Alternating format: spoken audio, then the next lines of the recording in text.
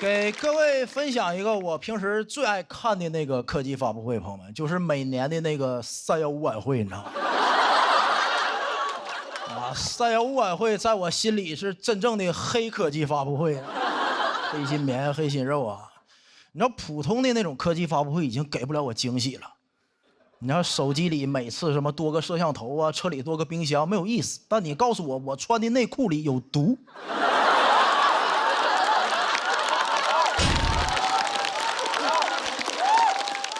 一下就很惊喜，而且你知道315晚会啊，它从来不延迟满足我。你看，你买个手机啊，买个新能源汽车得预定半年到货，对吧？但他曝光那个黄焖鸡米饭用什么烂肉啊、发酸土豆片的时候，我是边吃黄焖鸡边看的。哎呀，吓得我当时立马站起来贴了一次性内裤，你知道吗？朋友们，真的，我当时看这个曝光的时候，已经吃了3个多月黄焖鸡了，没什么感觉。说明什么问题？朋友们，就人家黑心商家厨艺是真好，你发现没？那记者不说我都不知道，这是强者不抱怨环境啊！你想想，他用最烂的肉、最酸的土豆片做出来的黄焖鸡，一点腥味酸味都没有。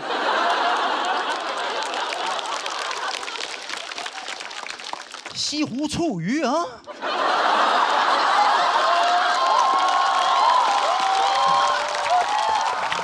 用最新鲜的鱼，最正宗的醋啊，做出来又酸又腥啊，我都替西湖醋鱼臊得慌，说实话。朋友们，你看《舌尖上中国》是中间停更7年了，315晚会可年年都有食品安全问题，我感觉得做一个《舌尖上315》了。就告诉那帮大厨，高端的厨艺往往只需要采用最肮脏的食材，你知道吗？朋友们，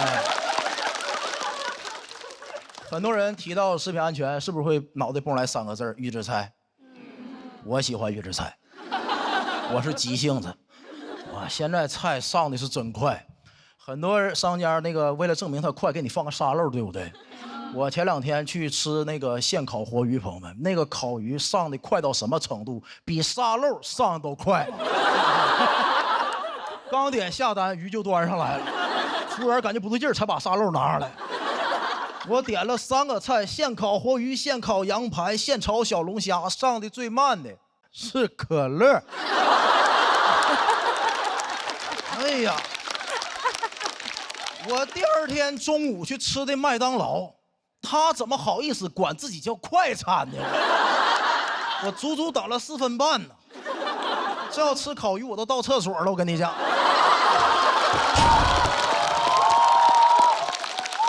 而且他第2点预制菜有一个特点，我无法拒绝。我是一个中国人，也是一个金牛座，这就导致我是拼某饭的饭圈的脑残粉。我永远忘不了我第一次吃拼某饭那个价格，4块9 25个饺子，4块9 25个，好评返现还返了我9毛啊！如果到店自取还能便宜1块钱，但我放弃了，因为共享单车要1块5，你知道吗？哎，朋友们，也就是说这份饺子的极限价格是3块钱25个。3块钱25个，朋友们，这个老板在我心里慷慨的都有点抠门了。咱还差那3块钱吗？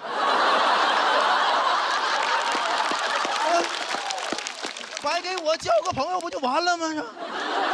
很多人说你不怕这里有什么瘦肉精吗？有什么我都接受他。真的，3块钱25个饺子，我包容他一切，吃出来头发算老板送我周边，你知道吗？哎，能看出来吧？我一点不担心食品安全。为什么？我有充足的理由啊！我小时候吃过苏丹红鸡肉，喝过3聚氰胺南酚。那句话怎么说？就是当你淋过暴雨之后啊，我都不打伞了，真的。我就不怕下雨。说实话，看见今年315曝光那个什么虾仁保水剂放多了，看的时候有点失望啊。那也不够劲儿啊，这玩意儿。那你看保水剂，它起码还算食品添加剂，让放。三聚氰胺苏丹红危险化工用品。苏丹红是做有机染料染色的，三聚氰胺是做装修板材用的。我这身体已经练出来了。就这么说，明天末日来了，我啃墙皮喝机油我都能活下去。你知道朋友们，苏丹红是代谢不了的吗？在我体内都20多年了。我现在体内苏丹红都立了个牌子，我在翟佳宁血液里很想你，你知道吗？哎呀妈，等了20多年了，等来个保水剂，保水剂副作用是什么？骨质疏松，废物，根本看不起他。包括去年曝光那个什么大爷大妈做酸菜时候用脚踩，他那脚我都敢吃，我跟你讲。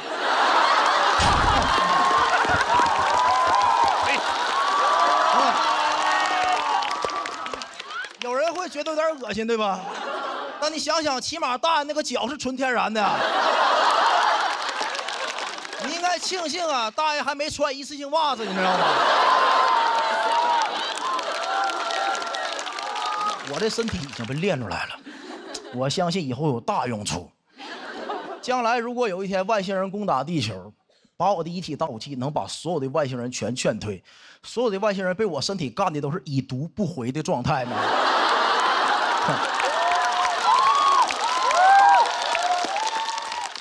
到时候啊，外星把我的身体遗体拿走去研究，什么玩意儿这么厉害啊？化验我的身体里，哇，有这个苏丹红抗体、保水剂抗体、三聚氰胺抗体，哇，难怪这么厉害，这是个真三体人呐，这是个。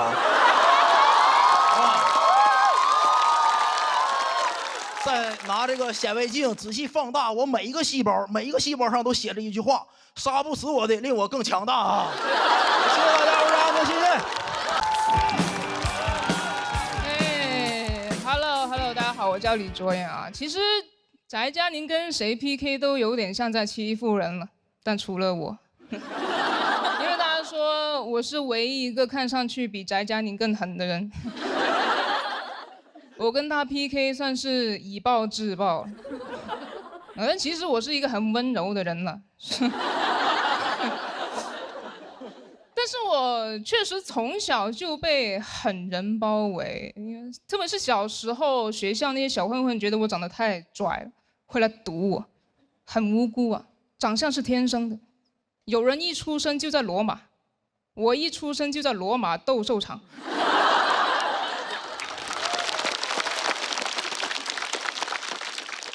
但我是个很 peace 的人，我根本不想惹事。他们说你这么拽，你混哪的啊？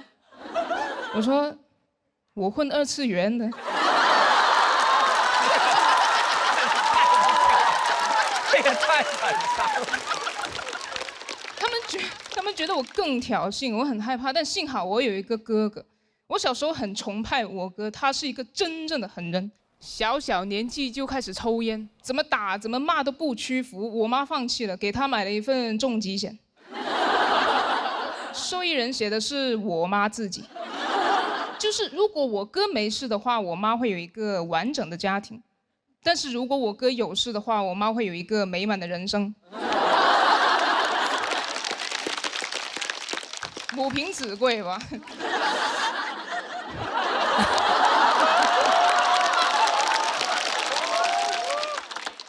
我哥还喜欢带着刀出门，然后旷课去 KTV， 家里人不给他钱之后，他找了份兼职，挺适合他的，在 KTV 切果盘。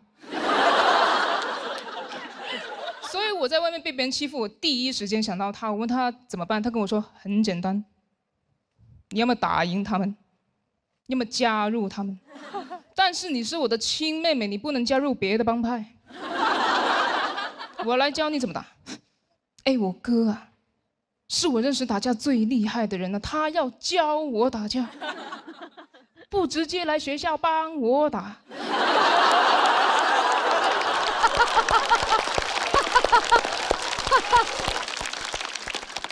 我说哥怎么了？你要上课吗？还？他说你不懂，我不方便亲自出手，你无法想象我经历了什么才走到现在这个地位的。我都不知道在外面是兄弟多还是仇家多。我说在外面应该是警察多吧。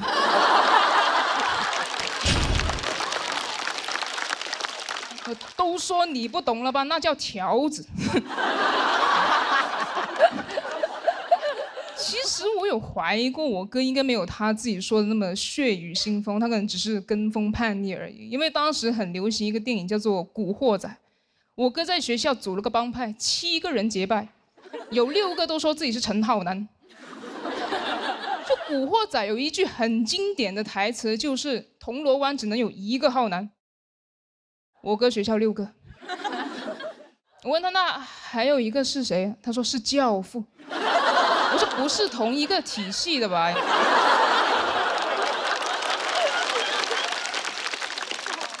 他还去纹了一个陈浩南的同款纹身，这么大一条过肩龙，纹了好几个小时啊！我用圆珠笔给他。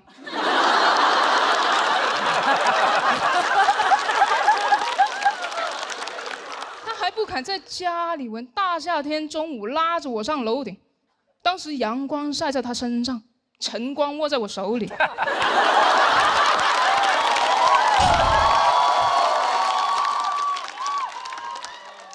的2个人都不耐烦，他一直催我好了没呀，好了没呀？我说，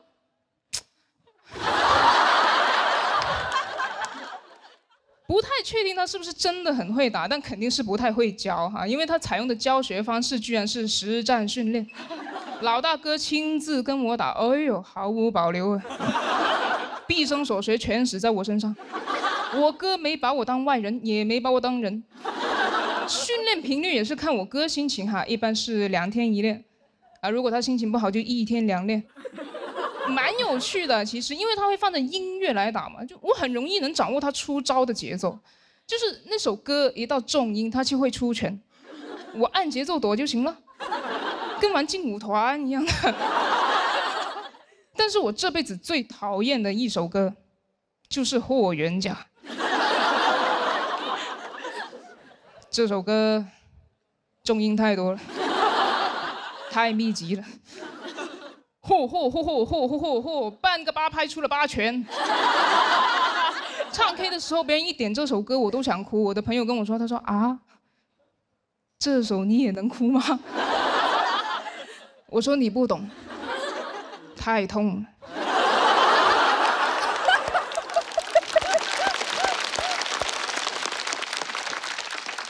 后来我离开家了嘛，上大学，我哥留在家学吉他，因为他看到摇滚歌手在演唱会上砸吉他，他觉得太帅了。学了一段时间之后，发现自己不喜欢弹，就喜欢砸，喜欢的是打击乐。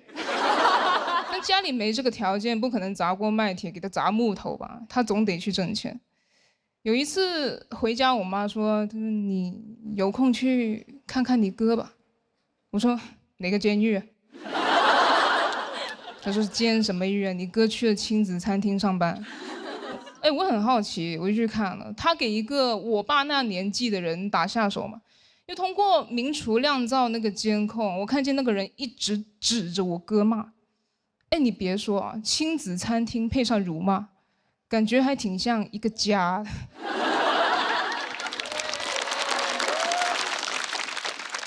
不同的是，以前我哥肯定会顶嘴甚至还手，但现在他只是一直在和面，不停和，和。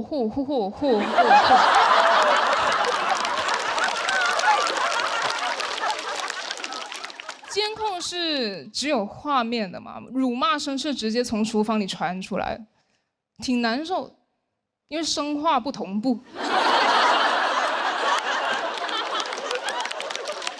心酸，肯定心酸，但也庆幸吧，因为我以为他迟早会进局子，结果进了个饭店，就感觉命运的齿轮卡了一下，刚好卡在了饭点。那喜欢玩刀，在厨房里工作；喜欢当大哥，在亲子餐厅，有的是人喊他大哥哥。也不用担心外面是兄弟多还是仇家多，现在外面骑手多。我觉得我哥变得有点陌生了，但其实还是很熟悉。后来我跟他说，我说，哎，我看到那个人骂你的时候，我真的很紧张，总觉得你随时会给他一拳。我哥说你不懂，我不方便出手。面团好粘手。聊到这里吧，谢谢大家。嗨，朋友们，嗨，我叫于博。好，咱们狠人的叙事已经结束了，接下来是温情的家庭的内容。啊，不是说他们两个结婚之后的家庭啊。我妈很传统的东北母亲，教育观念传统，到现在是那种干点什么都给你挑毛病的母亲，对她好的不行。今年母亲节给她买了个包，她说给妈妈买包，妈妈是开心的呀。但如果这个包是你自己做的，不是更有意义了吗？什么话？我大学在上海，又不是在莆田。这话听了我都后怕，因为我原计划打算给他打4000块钱，即使打钱也这么说，给妈妈打钱，妈妈是开心的。但如果那钱是你自己印的啊，那你就开心不了多长时间了。从小教育观念相对传统，掌控感有点强。2010年左右，每天给我5毛钱。10年5毛钱。10年，妈世博会都开完了，5毛钱。然后和我说你省着点花。5毛钱，是当时市面上流通的最小货币单元。他只要省着点就没有花，那叫攒着点花。这都不是每天都有，上学才有。兜里有5毛钱的小孩上学会自卑。5毛上学什么都干不了，5毛上学，我说你都不如少给我2毛，妈剩3毛我流浪呢。没有，我妈说妈不是不给你钱，妈就是把钱留给以后你去上海大城市买房的。没买。但这句话是小时候拒绝我需求的理由。我说妈妈，我想吃一只鸡。没法。我肯德基求你，不许吃啊！再给你那个首付吃没了。啥玩意儿？吃只鸡给房子吃没了？吃那啥鸡呀？住房公鸡呀？不是，他就是可能攒1倍的钱付一套首付，说这房子就送你了。我说啊，那房贷呢？有人这么送礼吗？哥们23岁在上海还房贷，我必还不上，我必当老赖，我必赖，让我今天还房贷就花我前23年的毕生积蓄，还1个月，然后第2月在房子里饿死。这是一套纯手工凶宅。我妈原话：哎呦，房子越早买越好。我说真事儿吗？那你要不10岁给我买吧，每天还5毛钱。我确实有想过，我想当10岁的老赖，因为10岁老赖帅，23岁老赖就是社会的边缘分子。但你切记，10岁老赖没有人当过。10岁呀，同学们幼稚至极，体育课，哎，我当迪迦的召唤者，我往那一站就是失信的执行人。那1个2个小奥特曼，小罗永浩。这个我给。和那同学就玩不到一块儿去啊！班级60个小孩去春游，就哥们儿1个人坐不了高铁。我妈很喜欢给自己的教育方式扣一个帽子，叫很流行现在吃苦教育。妈是希望你把好日子留在后边，吃得苦中苦，方为人上人。哎呦，这句话说实话，我现在有点不理解，因为我妈好像也不是这个观念。真的吃过苦的人不认同这个。谁吃过苦？我姥。当年河南自然灾害之后闯关东逃难来的黑龙江啊，这一路上吃尽了人间疾苦，对吗？他成为人上人了吗？他成为了一个东北人，他那脑子里就没有成为人上人的念头，只有一个纳乌克热说你飘向北方。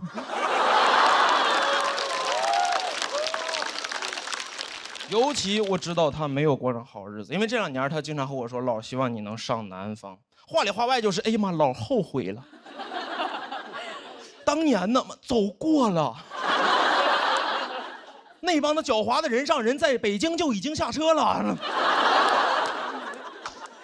我能理解我妈，上一代希望下一代能替他们完成他们年轻未尽的遗憾。我问过我妈啊，你遗憾什么？她说：“哎呦，很遗憾当年家人没有给我买房，很遗憾当年没有考上研究生。”我说：“妈妈，你中专毕业考不了研究生呢。”但我也想有我自己的人生。大学毕业的时候，因为这个事争执过很长时间。我跟我妈说我不想读研，我妈因为我不读研这个事每一天打电话阴阳怪气，每一天一打电话我说妈怎么了？她妈能怎么？哎呦，妈不能怎么，妈就觉得哎呦，妈要是生了个研究生这好了。啥话呀？那玩意儿是生出来的，咋生啊？生着生着脐带拽了本硕士毕业证。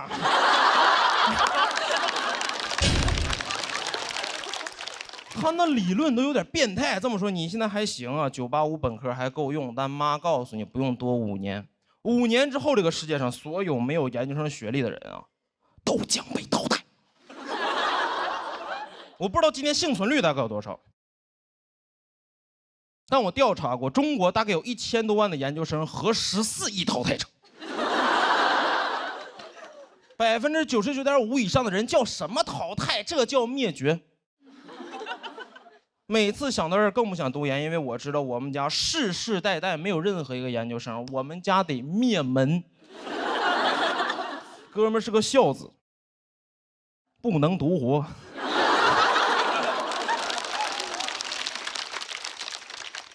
当我后来很坦诚，我和我妈说是真的，妈妈，我真的受不了高压的应试教育，真让我读研，我坚持不住，一定在第3年受不了，我直接就自杀了。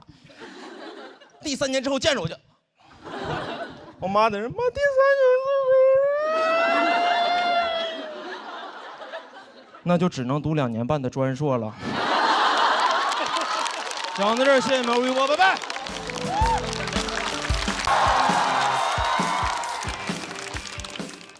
哎，你们好，你们好，你们好，我叫徐指导啊。我这个人是一个非常循规蹈矩的人啊，尤其在这个交通规则方面，因为我之前骑电驴被车撞过。就这个车祸它不严重，但猎奇啊！因为我是被一辆这个警车撞的，我当时倒在地上我都蒙圈了。我说怎么现在这个不戴头盔这个处罚力度这么大吗？啊！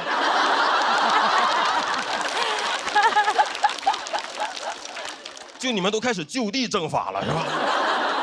当然人家也是不小心，但就周围都没有人敢扶我起来。这么年轻的逃犯啊！我说这种交通事故他能不能报警？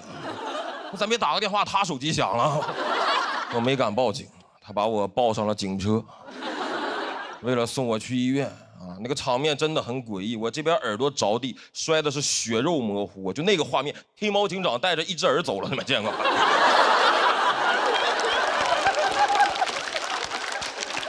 但我觉得我应该是这辈子唯一一次有机会坐警车了，因为我从小就是个老实孩子啊。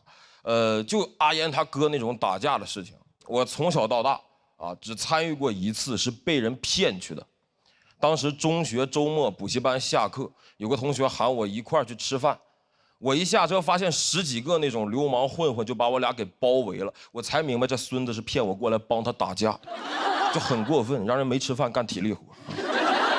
我看那10几个彪形大汉，我说我这今天虽然吃不了，但好像要兜着走了啊。但我最生气的是对面10几个小混混，他就骗过来我一个人，这就意味着他的胜算不会增加1点，但是等会儿他的痛苦可以减少1半。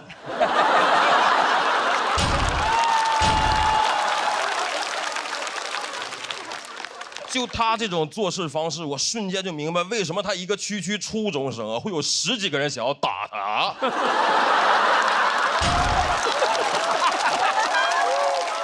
我在下车的第3秒就想背叛他，我想跟对面说，你们要的这个人我给你们带来了。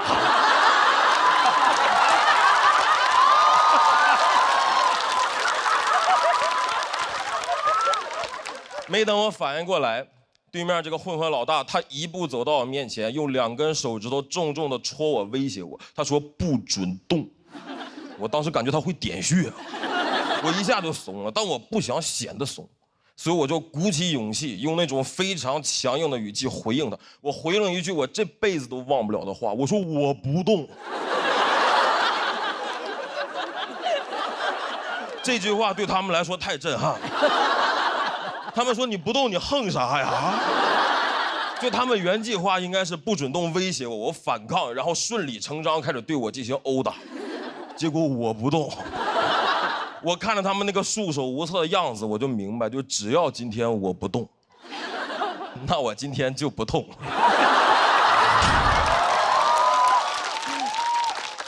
但骗我来那个同伴，跟我性格不太一样，人家也不让他动，他立刻就还嘴，他说你别碰我，这就意味着对面要开始碰他了。很快他就被摁在地上一顿暴打，这个场面是越来越诡异，10几个人在打他，我在旁边站着一动不动，我在给他们站岗一样。我俩组成了一种很高级的投降方法，就是他挨打，我替他立正。就我俩这个状态，旁边但凡再过来个路人，都得觉得，哎呦，这小伙子挺勇敢啊，就看热闹敢站这么近啊。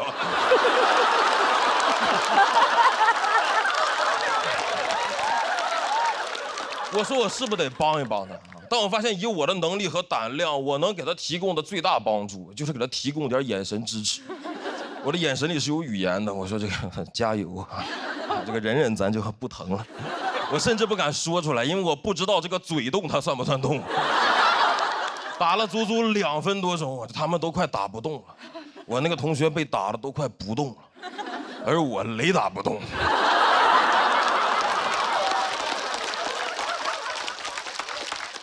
我们一群人离远了看，感觉这个一堆 GIF 动图里面夹了一张 JPG 呀。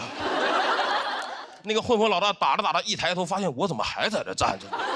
他接下来一句话彻底震碎了我当天的全部自尊。他说：“你要没啥事儿，你先走吧。”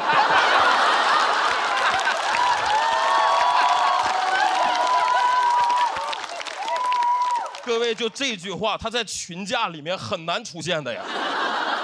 它代表着对你懦弱的肯定，他坚信你留下来什么用都没有。这句话打到脸上太屈辱了。你要没啥事儿，你先走吧。虽然我听完确实走了，但那个感受很真实。我那天到家就2个感受，就是屈辱啊，但是不痛。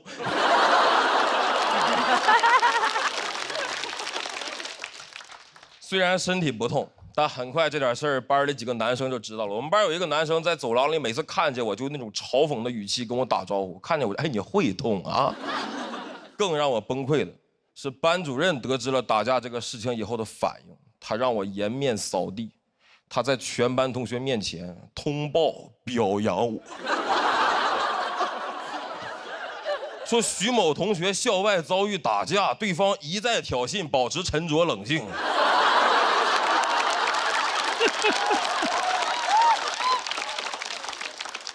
我获得了一个新的外号，我同桌从此喊我一战到底。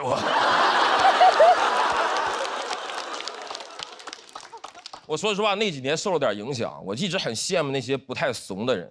直到去年得知一个消息，就是小时候骗我去打架的那个同学，在去年被抓了。我一听这个罪名，我就乐出声了啊！罪名是诈骗。我当时说，我这点事儿追诉期这么长吗？但我又听说那个不让我动的混混老大，其实也犯过一点小事儿，但警察来了以后把他放走了，因为他认错态度良好。我一听就明白了，他从我身上学到不少。警察来了以后不准动，我不动。啊，那你没啥事儿，你先走吧。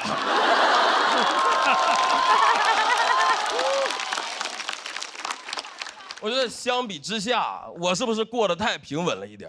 我在那个最中二、最容易因为男子气概上头的年纪，我在打架里面选择了充分发挥自己的这个主观不能动性啊。但这个性格也让我每天都能平安的回家。我觉得这也是我们这种不爱动的人一种宝贵的财产嘛啊，这就是我的不动产。谢谢大家，谢谢你们。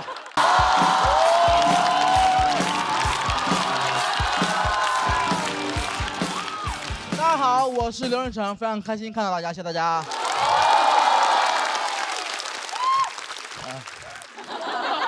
很开心啊，今年确实不一样了。去年节目结束之后，很多朋友就认识我嘛，也了解了我们家的产业，经常见面就喊我门二代。这还少开玩笑，但真有人在网上造谣说我家其实很有钱，我还挺难受的。还有人说我之所以能进总决赛，是因为写到了富航的合同里面。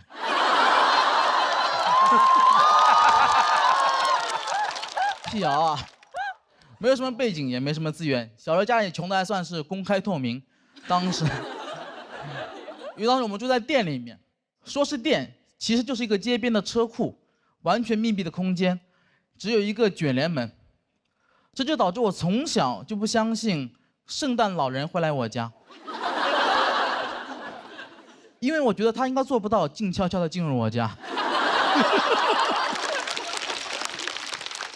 就那个卷帘门呐，那玩意儿一拉，全小区都醒了，全小区都知道我们家穷的叮当哐啷哐啷哐啷哐啷哐啷响。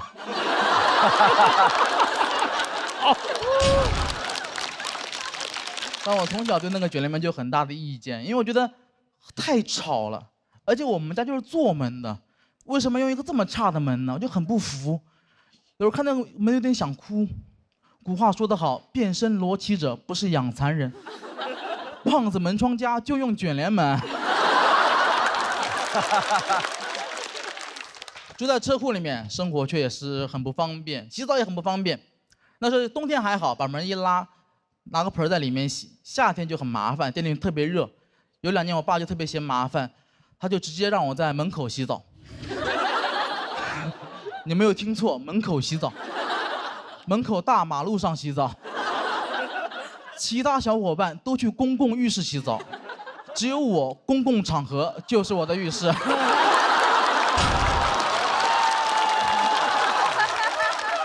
但那会儿实在太小了，没什么羞耻感，也完全不在乎别人的眼光，完全不在乎别人的眼光。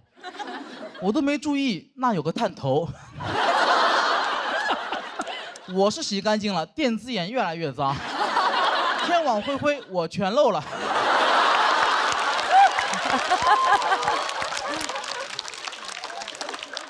但我从小还是比较懂事的，一边在家里面店里面去帮忙照顾生意，一边去努力的学习。从小就知道，这是不锈钢，这是铝合金，这是陋室，惟吾德馨。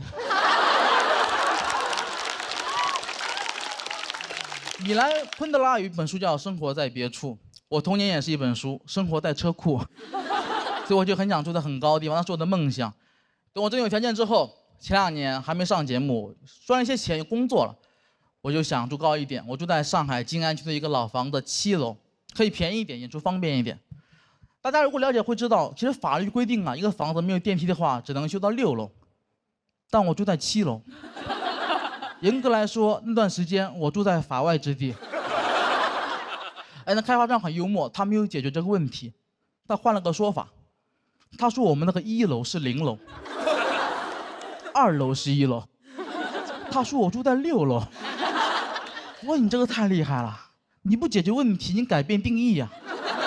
好像小时候考试呢，问你什么饭店离小明200米，小明每分钟走50米，问你需要几分钟，你回答小明不去了。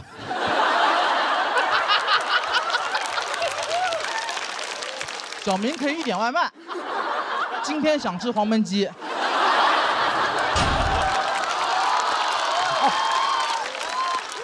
再配上一瓶乐宝啤酒，小明不再思考，今天只想玩好，放开玩 ，Why not？ 小明吃饱喝好，乐宝。老房子卫生间也特别小，只有1.4个平方，我很不习惯。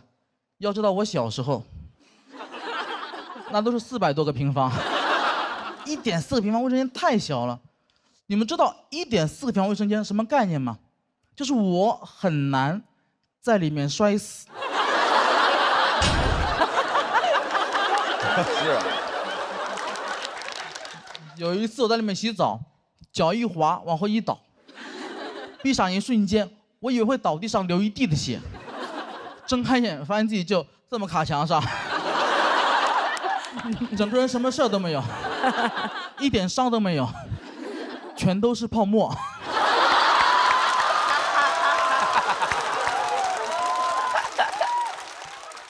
太累了，那会儿每天就要爬7楼，真的很累。我观察过我身边所有7楼的邻居，没有人爬7楼是很开心的，就没有人爬7楼之前会大喊一声 “Go Go Go”，出发了。那段时间我只爱外卖小哥，毕竟爱是常觉亏欠。我那时候点外卖，主动把门打开，在门口等他，不舍得让他敲门，怕他没有力气。也怕他砸门的时候太有力气，然后我就发现，没有一个小哥可以做到无言独上7楼。他们话总是特别多，骂得我不敢下楼。一个人在寂寞梧桐区深院锁清秋。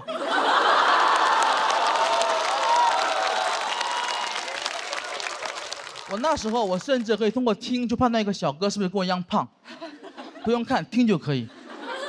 跟我一样胖的很好听，你就听那个脚步声，一开始还很欢快，是那种哒哒哒哒哒哒哒哒，过一会儿会变成哒哒哒，然后会变成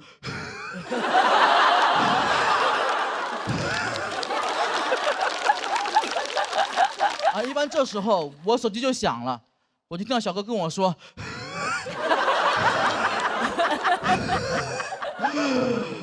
我到5楼了，你准备一下出来拿一下吧。”我说：“其实你在4楼。”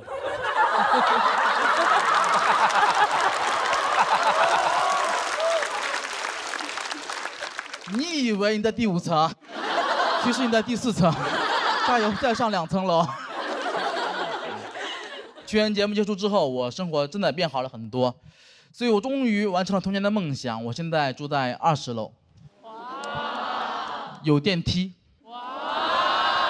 这是上海吗？你在干嘛？但我真的很开心，真的住在很高的地方，而且我们家现在卫生间也很宽敞。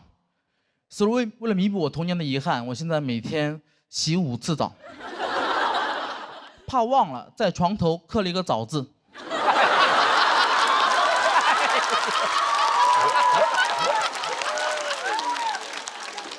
每天早上起来，我就吃早饭，洗早澡。当然住得很高，也有我想象不到的地方。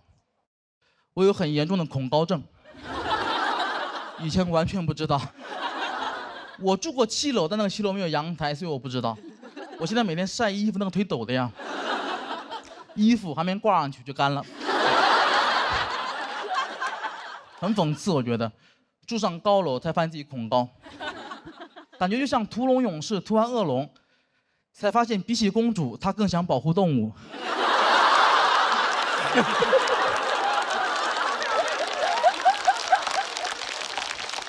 但我觉得这都是我可以接受的，因为我是一个有钱人，这是有钱人可以忍受的。有一天，我请我朋友来家里吃饭，他突然给我看了个新闻，他跟我说，高层住宅未来即将变成贫民窟。这个我无法接受，但他讲的很有道理，我也听进去了。他给我举了很多例子，他说现在美国就这样子，这是一个城市化的趋势。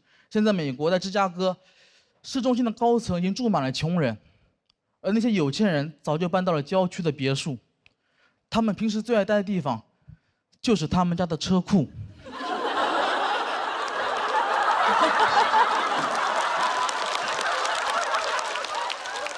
我被资本主义做局了。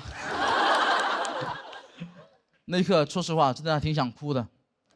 我才发现，原来我在哪里哭，哪里就是贫民窟。谢谢大家，我是刘文成，拜拜。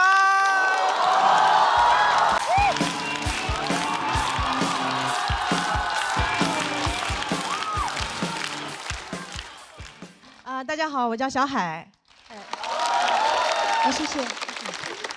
最近节目组给我们准备衣服啊，我发现很多衣服我都不敢穿，比如说我就不敢穿短裙，因为我害怕别人说我腿粗。其实也没多粗，就是不细。我可以给你们看一下。你没看清，你们再看一下。对。你们很善良，好 ，OK，对我从来不敢露腿，所以对我来说，我的腿已经成了我的隐私部位。就对我来说，刚才的表演已经擦边了。有些衣服我不敢穿，有些衣服我不想穿，比如说我就不想穿胸罩，别害怕，我现在穿着呢。我不想穿是因为我前一阵体检得了乳腺结节，医生跟我说穿胸罩不利于血液循环，每天穿的时间最好不要超过8个小时。我说8个小时，谁能下班啊？我不可能上着班儿。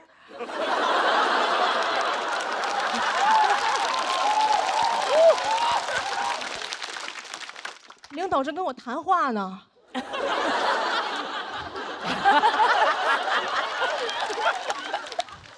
我说，哟，8小时了，我的胸罩下班了。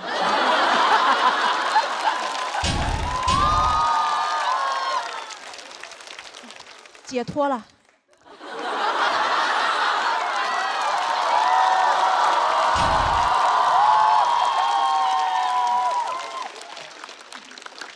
而且夏天穿也很热，对吧？女生知道，几乎所有内衣里边都有一层厚厚的海绵。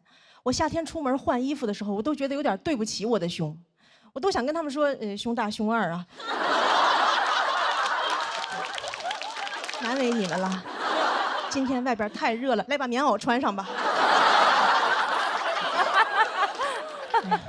除了很热，也很麻烦，有时候晚上出去扔垃圾都得穿胸罩。有一次我觉得真的很麻烦，所以我就干脆戴了个口罩。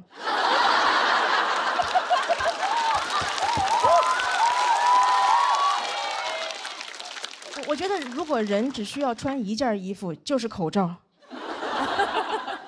我甚至都可以只穿口罩。我打网约车就没有司机找不着我。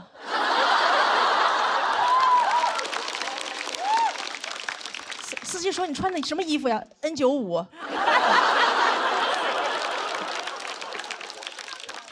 我试过很多方法，怎么可以不穿？比如胸贴，但胸贴有一个问题，就是它就是出汗容易掉，所以我在台上从来不敢戴，我怕我在台上掉装备。我还得赶紧跪在上面说：“这是我护膝。”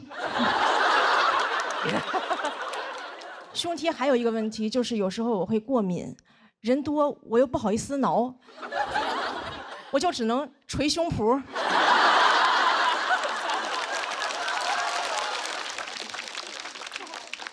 有一次我看中国新说唱，我说 rapper 肯定带了。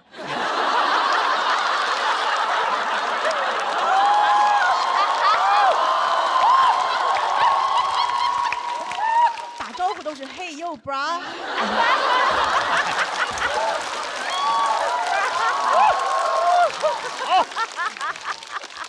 我就特别羡慕有人敢不穿。我之前在网上看到一个女生没有穿，我很佩服她的勇气，但就有人评论她说她这样扰民。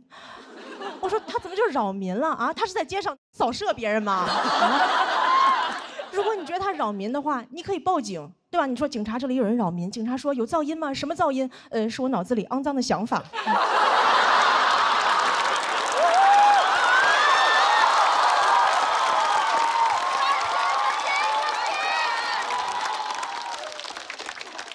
他怎么就扰民了啊？如果不穿内衣扰民的话，那光膀子大爷是不是至少应该判个无期？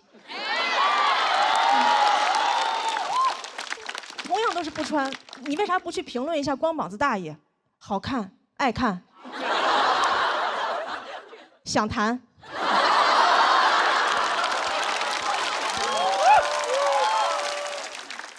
就是不想穿内衣这个事情，除了网友不理解，很多父母也不理解。有一次我跟我妈说我不想穿，我妈说正经人哪有不穿的？我当时我都变成那英了，我说这简直就是危言耸听。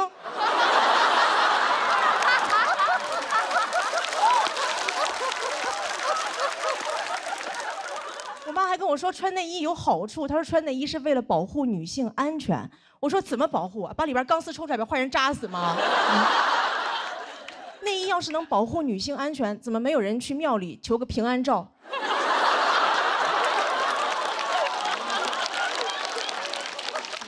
送给朋友说特意给你求了个祭照碑，保佑你逢凶化吉。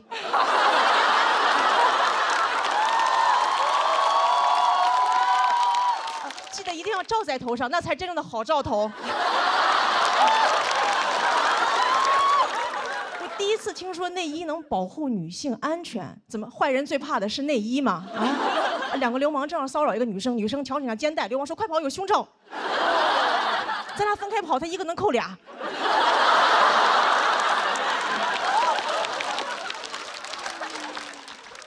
我妈还跟我说穿内衣有好处，可以防止下垂。她说：“你看内衣广告说了，我们这个可以防止下垂，能够对抗重力。”我说：“对抗重力，这么厉害的科技，咋不用来发射火箭？”回头采访马斯克说：“您登陆火星的秘密是什么？维多利亚的秘密。”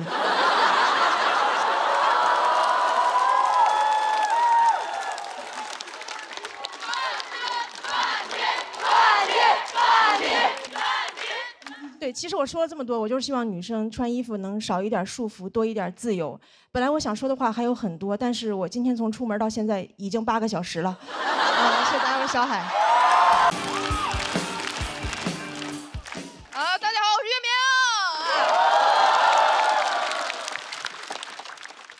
你知道你们刚才喊冠军的时候我多崩溃吗？你们笑得越大声，我越笑不出来。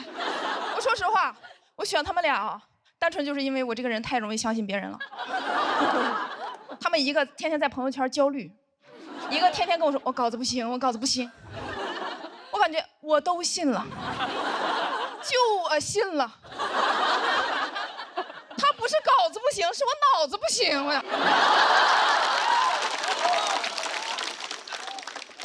咋往下讲？说说我脑子不行的事儿吧。我这个人确实脑子不太行，特别容易被骗。前段时间被骗了4.4万。我当时我就想，我太笨了，我太笨，但是我好有钱呢。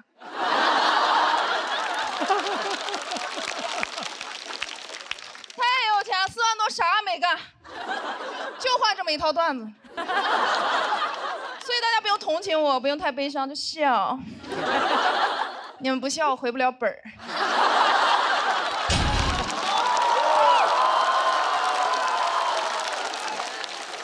其实这个事儿对我来说已经过去了，我为什么想说？我就是希望能帮一个是一个。咱别遇上这种事儿，因为很多人他觉得自己很聪明，他觉得自己不会被骗。那是你没碰上合适的。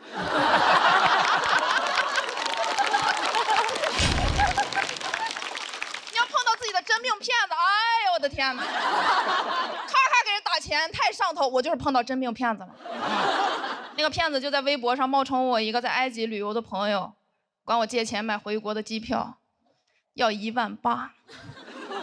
我真去查了，真是1.8万。他没有骗我，所以二话没说就把钱给他打过去了。我还跟他说，我说赶紧抢。特价票不好抢，结果过了一会儿，他管我要第二笔钱要2.6万。我说你不会被骗了吧？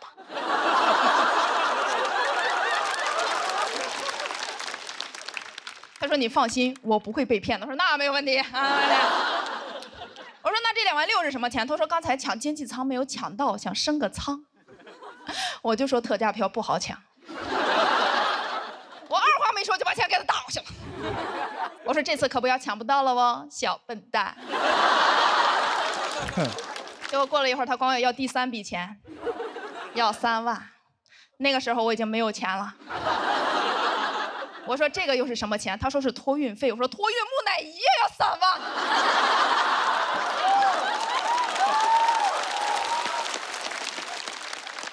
我后来想，木乃伊可能是埃及的土特产。所以二话没说，我就去借钱了啊！我就去找我们共同朋友借钱。共同朋友说你被骗了，你赶紧打电话报警吧。我说打电话报警，他们能借我3万吗？啊，开玩笑，报警了。报警之后，说实话，挺难受的，心里不得劲儿，感觉很委屈。我就想让我妈安慰我一下，我就给我妈打电话，电话一通我就绷不住，我开始哭。我妈说：“你说话啊！”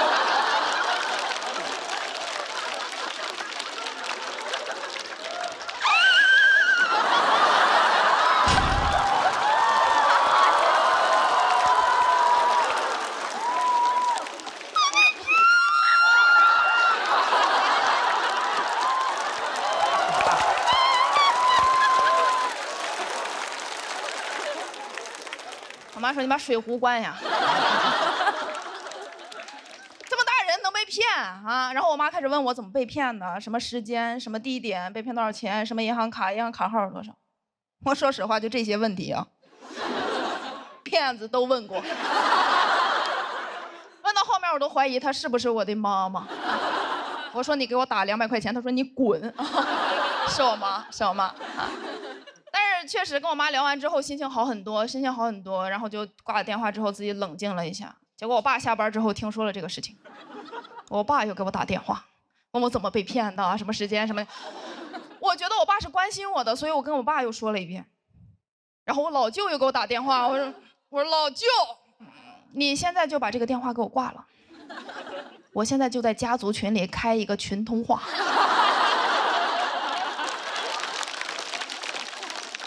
我再说一遍，最后一遍，你把这遍给我录下来，你去给我姥爷上坟的时候给他再放一遍。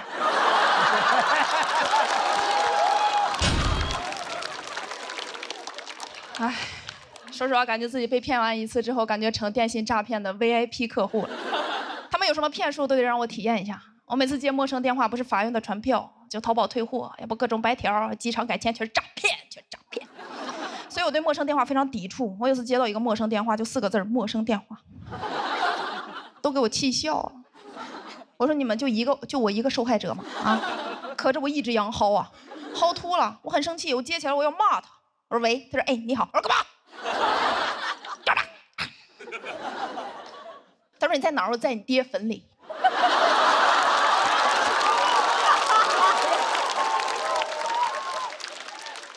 来，我弄死你！来，妈，那你这外卖给你放哪儿？对不起啊。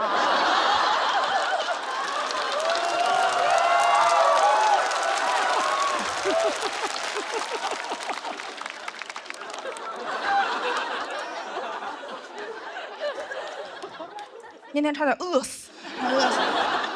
但是不能赖我，那段时间确实精神状态不太好，有点抑郁了。因为你看我被骗，我帮别人被骗呢，我3观都毁了，天天让我助人为乐，乐不出来，天天在家以泪洗面，说为什么好人没好报，为什么帮助别人受伤的是我，再不当好人了，我要当坏人，我以后我就随地大小便，随地吐痰，不给老人让座，坏死他们。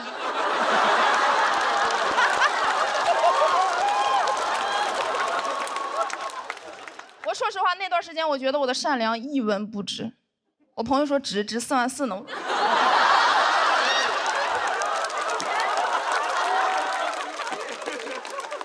当然，我说这个事情也是希望大家以我为戒啊，但是不要可着我一个人戒好吗？谢谢大家，我是月饼。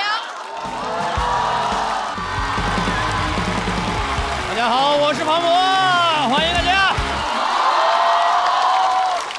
谢谢各位，谢谢各位。我是今年的主持人，欢迎大家。我也没有想到脱口秀干了这么多年，我是为了成为张绍刚老师的竞品。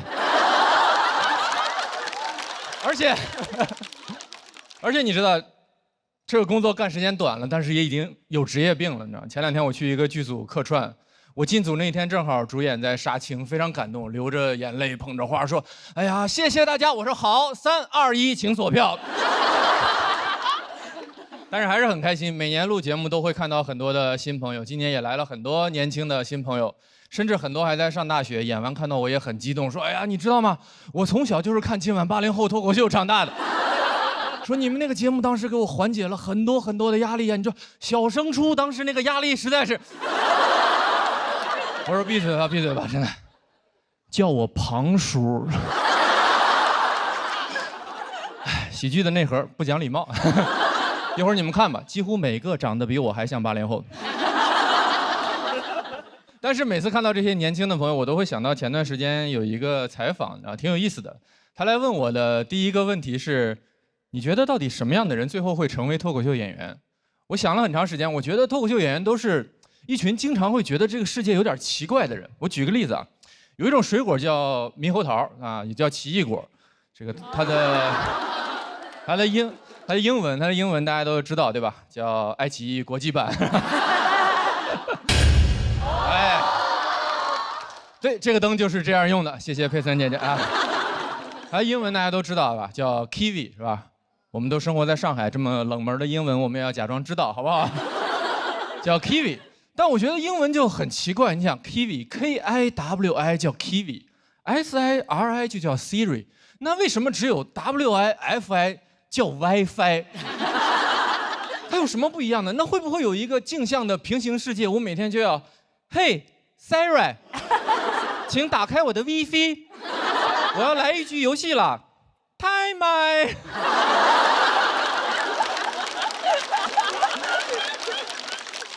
然后那个记者问我的第二个问题是，很多人都说脱口秀是冒犯的艺术，你怎么看待这句话？我也觉得很奇怪，似乎世界上所有的艺术表演里面，只有脱口秀是冒犯的艺术，好像他们其他人都不得罪别人，很神奇。你不会看着看着跳舞，突然间就急眼了，说就你能把脚抬到这儿，对吧？你看听着听着音乐剧，突然就站起来了，你们就不能好好说话吗？更重要的一点是，如果你要冒犯别人，首先你要有力量，对吧？但我觉得笑其实是一件很没有力量的事情。如果笑很有力量，我们在历史上就应该看到很多笑的故事，而不是战争的故事，对吧？《三国演义》就应该是诸葛亮3笑周瑜，诸葛亮笑死王朗，我从未见过如此开不起玩笑之人。王朗说：“完了，今天是要笑不活了。”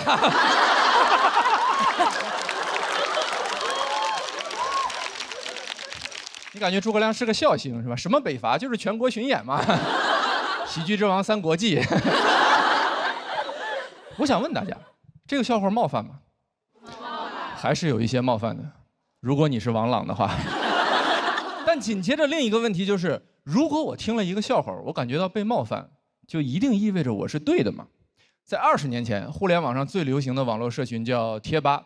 当时每个学校都有自己的贴吧，非常火，都在上面讨论自己的事情。我们学校保定一中叫保定一中吧，北京当时有一所学校叫北京市第3体校，也理所应当拥有自己的贴吧，叫3体吧。后来的事情你们就可以想象了，是吧？小说3体，然后横空出世，然后3体吧就被3体的书迷占领了。所以理论上，北京市第3体校的师生是世界上第一批被3体人入侵的地球人。我觉得都可以想象，体校的朋友当时一定非常生气，对吧？搞什么？我们学校的贴吧为什么有人突然来讨论一本书？我上体校就是为了不看书，真是。3体的书迷也很无辜，说名字又不是我起的，你去骂刘慈欣好不好？刘慈欣说：“哦，主不在乎。”一点办法都没有，一点办法都没有。你总不能跟体校的朋友说，要不你们去流浪地球吧？反正你们也没有家了。你们说这个事儿冒不冒犯？当然冒犯。生不生气？当然生气。怎么办？没有办法。李白曾经说过：“如何呢？又能怎？”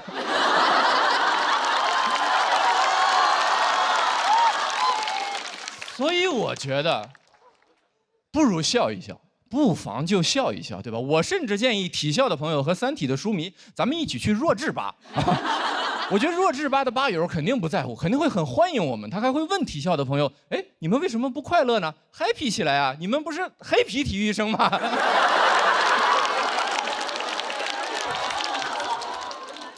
我要再问你们一次，你们觉得这个笑话冒犯吗？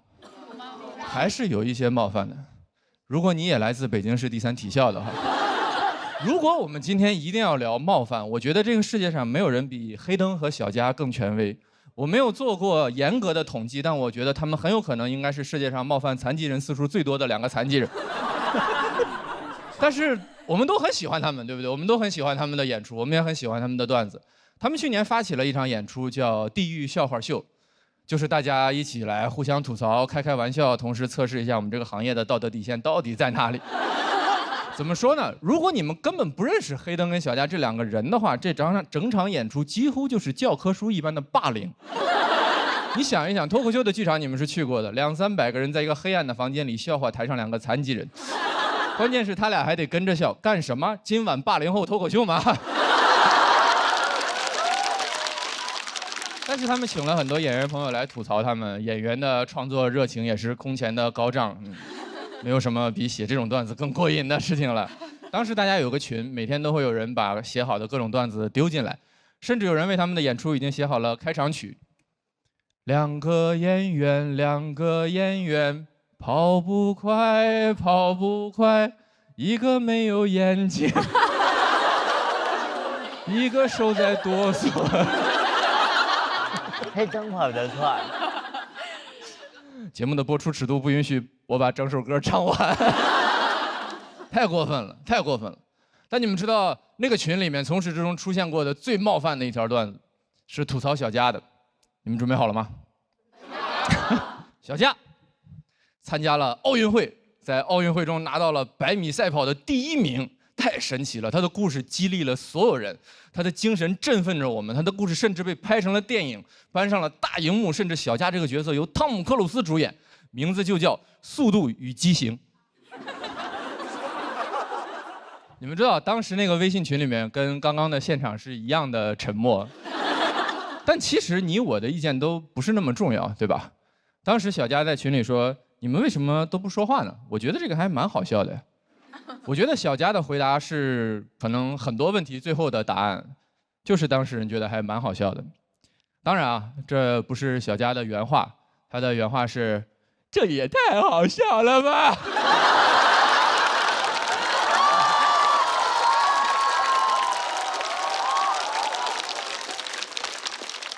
谢谢你们啊！你们笑了，你们鼓掌了，我就不是这个房间里面唯一一个冒犯残疾人的变态了。我也非常喜欢你们的样子啊！哇，北京市第3体校，哇，太惨了，我要笑一笑。我是小佳的朋友，但这个模仿真的很好笑。观众真的太可爱了。但我最后问你们一遍，这个笑话冒犯吗？还是有一些冒犯的。如果没有人笑的话，对吧？所以不如就笑一笑，对吧？我觉得这就是可能这个世界上为什么要有笑话这个东西，这也是世界上为什么有人要讲笑话这件事情啊。对我来说，脱口秀演员就是这个世界上最好玩的工作。我希望这个工作我能一直干下去，我希望我们的朋友都能一直做下去，我甚至希望我这个工作能干到80岁。我甚至已经想好了我的告别演出的名字，它必须发生在我80岁之后，因为它就叫今晚80后脱口秀。谢谢大家。